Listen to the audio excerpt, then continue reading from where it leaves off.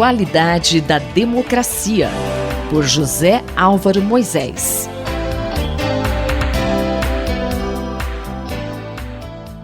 Professor Moisés, qual o tema da coluna hoje?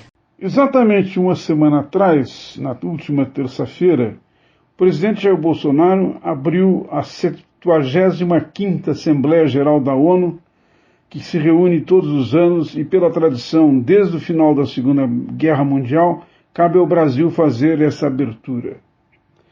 Bolsonaro tinha uma excelente oportunidade, nesta ocasião, de apresentar o país ao mundo e tirá-lo da condição de pária em que foi colocado, especialmente por causa da posição do Brasil em relação à questão da Amazônia e todo o conjunto da questão do meio ambiente, não é?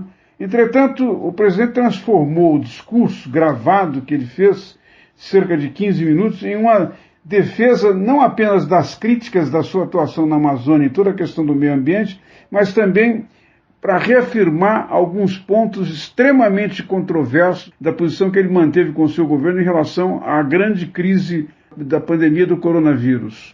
Apesar de ser assunto de uma semana atrás, eu queria chamar a atenção para alguns aspectos e destacar algumas questões que, na verdade, se referem à responsabilidade do presidente Jair Bolsonaro como líder do país.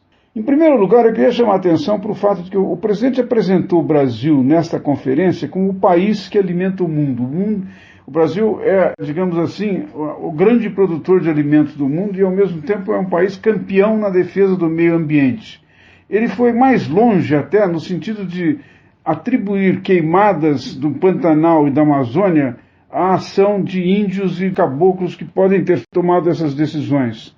Na verdade, isso não bate com a realidade. A grande questão em torno da qual o presidente é criticado internacionalmente, inclusive por grandes investidores, é por ter relaxado a legislação que diz respeito ao controle do desmatamento, da progressão que vai no sentido da destruição dos biomas.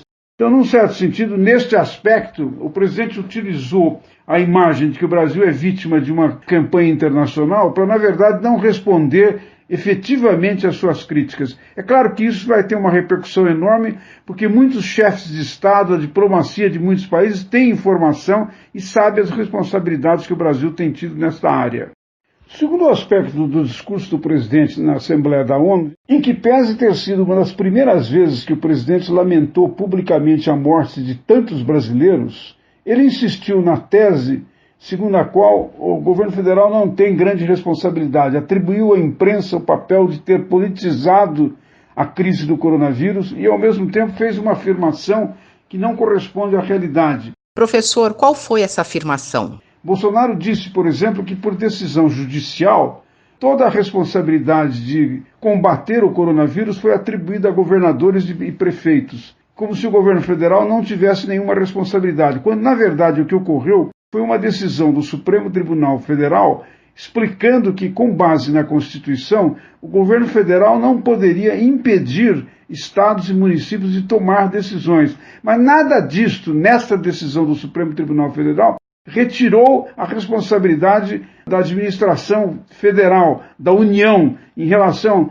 ao papel que poderia ter de coordenação e, de alguma maneira, de dar maior efetividade ao combate ao coronavírus. Um último aspecto relativo à atuação do presidente da ONU, nesta Assembleia Geral, diz respeito ao fato de que, como chefe de Estado, como estadista, ele perdeu a oportunidade de ter um diálogo extremamente inovador, crítico, interessante, com a maior parte dos estadistas do mundo, para explicar que o Brasil, de alguma maneira, está numa fase de transição e que, deste ponto de vista, há muitas tarefas a serem desempenhadas, entre as quais um reposicionamento do país no contexto internacional.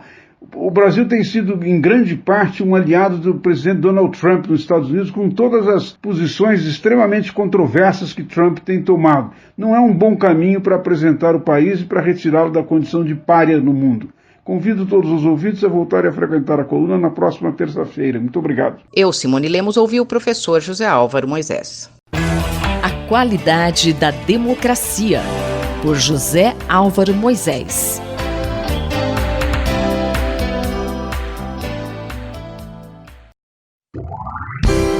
Diplomacia e Interesse Nacional, pelo embaixador Rubens Barbosa.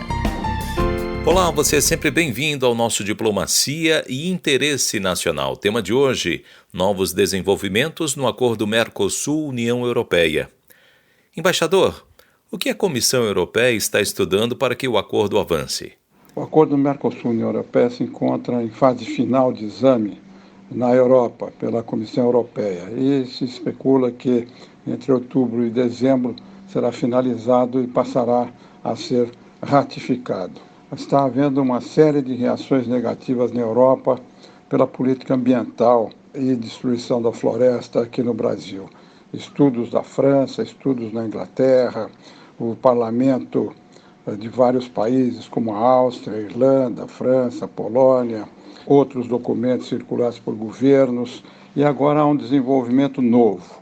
A Comissão Europeia está estudando a possibilidade de separar a parte comercial, isto é, dos produtos de abertura de mercado dos dois lados, do resto dos acordos que foram assinados.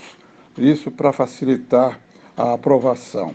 Estão na fase de avaliação jurídica para examinar se o acordo de associação, que tem 3 pilares, primeiro a questão política e de segurança, segundo a cooperação econômica e institucional, e a terceira, o acordo de livre comércio propriamente dito, se isso pode ser separado.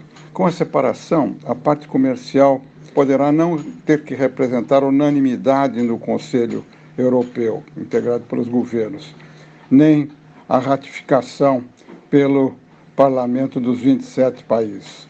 Poderá avançar sem essa aprovação, seria uma entrada temporária em vigor. E aí, o Conselho Europeu enviaria para o Parlamento Europeu. Se tiver um sinal verde do Parlamento Europeu, os compromissos de liberalização comercial poderão entrar em vigor provisoriamente. Isso já aconteceu em outros casos da União Europeia, acordos de negociação com o Vietnã, com a Singapura. As partes política e de cooperação dependerão aí sim de ratificação dos 27 países. Estão incluídos nessa categoria questões relacionadas com defesa, cibernética, ciência, tecnologia, inovação, direito do consumidor, desenvolvimento sustentável. Hoje, o ambiente político não é positivo, não é favorável para a ratificação do acordo. Recentemente, 10 países enviaram um documento para os países membros do Mercosul, o que mereceu uma ampla resposta conjunta do Ministério da Agricultura e do Itamaraty, respondendo cada um dos pontos que foram levantados. Recentemente, na semana passada, em discurso nas Nações Unidas, o presidente Bolsonaro fez específica referência ao acordo do Mercosul com a União Europeia, no sentido de que havia obrigações da política de meio ambiente incluídas no acordo no capítulo de desenvolvimento sustentável. Isso é importante porque significa que o governo Bolsonaro assume o compromisso de cumprimento de todos os acordos de meio ambiente e de relação com os indígenas que estão incluídos no âmbito do acordo Mercosul com a União Europeia. Isso é um passo político importante e vai ser cobrado pelas autoridades dos países europeus.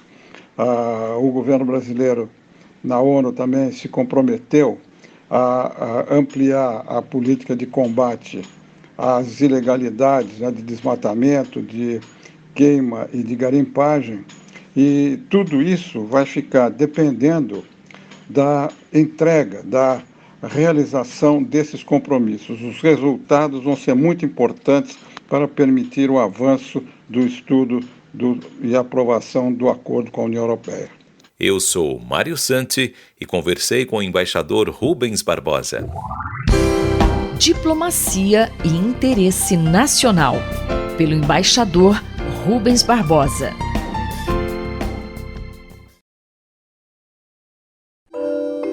Minuto do Cérebro, por Otávio Pontes Neto. O Minuto do Cérebro de hoje atende o pedido de um ouvinte e fala sobre a ataxia. Professor Otávio, o que é ataxia?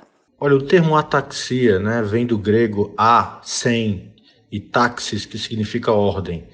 E ele é utilizado para designar um conjunto de alterações neurológicas caracterizadas por um déficit de coordenação dos movimentos. A ataxia é um sinal clínico frequente nas afecções do cerebelo, que é uma estrutura que fica abaixo do cérebro, na região posterior da cabeça. Mas ele também pode acontecer em comprometimentos da sensibilidade, quando a gente chama de ataxia sensitiva, em disfunções do lobo frontal, que é a região da frente do nosso cérebro, que é a ataxia do lobo frontal, ou do sistema vestibular. Os pacientes que têm ataxia, eles podem desenvolver uma série de manifestações clínicas, entre elas uma decomposição do movimento, tremor, uma certa hipotonia, dificuldade para articular as palavras, a fala fica meio arrastada, distúrbios da movimentação ocular, da coordenação e da dificuldade para a marcha. E quais são os fatores que podem levar à ataxia? São inúmeras as causas de ataxia, mas a gente pode dividir didaticamente de acordo com a forma de instalação. As ataxias agudas geralmente são decorrentes de acidentes vasculares cerebrais, isquêmicos ou hemorrágicos, ou de lesões inflamatórias do sistema nervoso central. As formas subagudas, que geralmente se manifestam ao longo de semanas, elas podem ser decorrentes de processos inflamatórios ou neoplásicos do cerebelo, de processos autoimunes, ou seja, doenças do sistema imunológico, neoplasias e até doenças degenerativas que evoluem mais agressivamente. Nas formas crônicas, existe um leque muito grande de condições que podem levar à ataxia, desde doenças degenerativas, doenças hereditárias, aquelas de cunho genético, intoxicações, efeitos colaterais de medicamentos, e também doenças inflamatórias e neoplásicas de evolução mais lenta. O diagnóstico diferencial das ataxias geralmente é desafiador para o neurologista, e o seu tratamento depende geralmente da condição que está causando a ataxia. Ouvimos o professor Otávio Pontes Neto, da Faculdade de Medicina da USP, em Ribeirão Preto. Rita Estela, para a Rádio USP. Minuto do Cérebro, por Otávio Pontes Neto.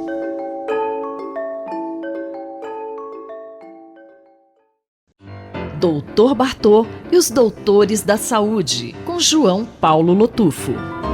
Dr. João Paulo Lotufo, vamos saber hoje os riscos do cigarro eletrônico? Tem estudos sobre esse tema, Dr. Lotufo? Hoje vamos falar sobre uma reportagem de Carly Casella, feita em 18 de setembro de 2020, sobre estudo publicado no jornal American College Health, tendo como pesquisador o cientista Matthew Rosheim, da George Mason University. Eles falam o seguinte: as emissões dos cigarros eletrônicos não são inofensivas e chamá-las de vapor é propositalmente enganoso.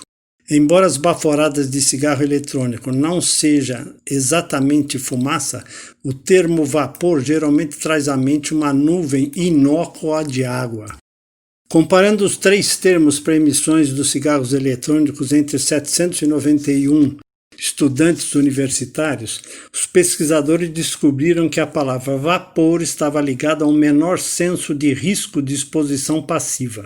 Por outro lado, os alunos que responderam as perguntas usando os termos produtos químicos ou aerosóis tiveram 2 vezes mais chances de descrever as emissões como prejudiciais ou muito prejudiciais. Dr. Lotufo, e o uso de cigarros eletrônicos em faculdades, hein? Também tem estudos sobre esse tema, O cientista de saúde Rosheim, da George Mason University, diz que as faculdades e universidades são encorajadas a adotar urgentemente políticas de campos livres do tabaco para ajudar a prevenir a disseminação do coronavírus. Desde 2012, o número de universidades livres de fumo nos Estados Unidos mais do que triplicou, e mesmo assim, 1 em cada 6 desses campi ainda não incluem os cigarros eletrônicos nessa equação. Isso é problemático, dizem os pesquisadores, porque embora a fumaça normal do cigarro possa conter mais tóxicos, evidências recentes sugerem que as nuvens do cigarro eletrônico ainda podem expor os espectadores à nicotina, metais pesados, partículas ultrafinas, compostos orgânicos voláteis e outros tóxicos. Hoje, os cigarros eletrônicos são a forma mais prevalente de uso do tabaco entre os jovens nos Estados Unidos, em grande parte porque foram comercializados como uma alternativa segura aos cigarros regulares, estratégia, lógico, da indústria tabaqueira. Em um relatório de 2017 do CDC americano, classificou-se o aumento do uso de cigarros eletrônicos entre os jovens como uma epidemia de saúde pública. E os cientistas estão preocupados que isso possa reverter décadas de trabalho árduo contra o uso do tabaco. Esses termos como vapor, vaporizar, que tendem a minimizar o risco de exposição passiva, podem muito bem contribuir para esse uso generalizado. Com evidências recentes, mostrou-se que os vapers correm maior risco de Covid-19. Um estudo de 2016 sobre as percepções da terminologia do cigarro eletrônico, os usuários do cigarro eletrônico não se viam como fumantes, viam-se como vaporizadores. Os autores terminam dizendo que os esforços de controle do tabaco também devem ser direcionados para a aprovação de nova legislação para regular as práticas de marketing da indústria de cigarros eletrônicos, de forma que, entre outras questões, não estruture a comunicação para enganar o público quanto à nocividade de seus produtos. E as nossas universidades, que tal incluir o cigarro eletrônico nas questões do tabaco? Um grande abraço a todos. Eu sou Sandra Capomatto, você ouve o Dr. João Paulo Lotufo, pediatra da Universidade de São Paulo, responsável pelo projeto Dr. Bartô. Doutor Bartô e os Doutores da Saúde, com João Paulo Lotufo. Um olhar sobre o mundo, com Alberto do Amaral Júnior. Dr. Alberto do Amaral Júnior, o tema desta semana é multilateralismo. É justamente o assunto que foi discutido na Assembleia Geral da ONU. O que é multilateralismo? Multilateralismo significa, na verdade, a tentativa de resolver os problemas internacionais por intermédio de uma relação entre o país líder e os demais países que ocupam uma posição secundária no cenário internacional. Relação essa que é caracterizada pela aceitação de muitas das pretensões dos países subordinados pelo país líder e vice-versa. Os países subordinados ou os países secundários na órbita internacional têm uma preocupação com a sua segurança, têm uma preocupação com a sua soberania e têm uma preocupação de manterem alguns interesses salvaguardados na esfera internacional. O multilateralismo levou à construção de instituições internacionais, entre as quais a Organização das Nações Unidas, o Fundo Monetário Internacional, o Banco Mundial, a Organização Mundial do Comércio, mais recentemente, que é uma continuação do Acordo Geral de Comércio e Tarifas celebrado em meados dos anos 70, de agências que são ligadas à Organização das Nações Unidas, pertencem à família da ONU, como a Organização Mundial da Saúde, por exemplo. O multilateralismo foi, portanto, uma forma de resolução dos problemas internacionais pela participação de uma pluralidade de estados. Dr. Alberto, o multilateralismo parece estar em crise? Se encontra em crise porque o multilateralismo teve problemas no que diz respeito a questões de justiça distributiva, ou seja, muitos dos problemas referentes à igualdade no plano internacional entre os países, a distribuição dos frutos gerados pelo desenvolvimento econômico, esses problemas não foram suficientemente resolvidos, ou não foram resolvidos com a devida legitimidade. Muitos dos países, sobretudo países em desenvolvimento, os países menos desenvolvidos, consideram injusta a forma de resolução desses problemas na esfera internacional. Além disso, há uma paralisia hoje na ação das organizações internacionais. Vale lembrar que o multilateralismo não se reduz apenas às organizações internacionais formais.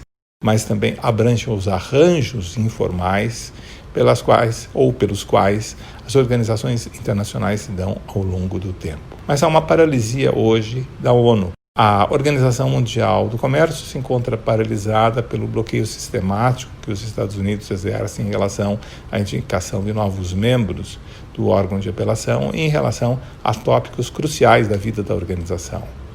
Os Estados Unidos deixaram a Organização Mundial da Saúde, o que significa um enfraquecimento da Organização Mundial da Saúde, muito embora a China diz que irá ocupar o lugar deixado pelos Estados Unidos, inclusive no que diz respeito à questão de recursos econômicos, e as organizações internacionais, como o próprio Tratado de Paris. O Tratado de Paris não é uma organização internacional de direito, mas é uma instituição, é um acordo para limitar as emissões de gases que provocam um efeito estufa, que provocam aquecimento da atmosfera. Essas instituições se encontram também em crise. Os Estados Unidos deixaram o Acordo de Paris e as metas acordadas em 2015 em Paris não estão sendo suficientemente cumpridas. Portanto, hoje as grandes questões que dizem respeito à gestão da vida internacional, à paz, à segurança, à prosperidade e à vida humana no planeta estão em risco justamente pelo desentendimento entre os países e pela falta de incorporação de outros agentes, como as empresas transnacionais e as organizações não governamentais, na governança global. Eu sou Sandra Capomatto, você ouviu o professor de Direito Internacional Alberto do Amaral Júnior, da Faculdade de Direito da Universidade de São Paulo. Um olhar sobre o mundo, com Alberto do Amaral Júnior.